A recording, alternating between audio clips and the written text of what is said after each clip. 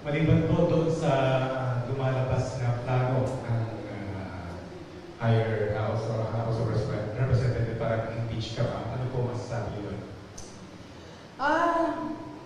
Well, they can always try na mag-impeachment. They can always,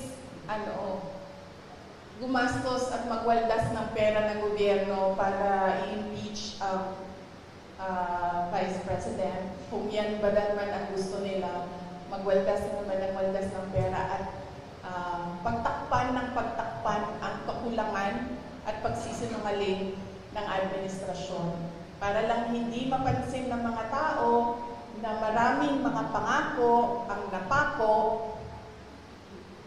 ay babanatan at babanatan nila ako. And then they can try. And then let's see. Diba? If I get impeached, then that is my end.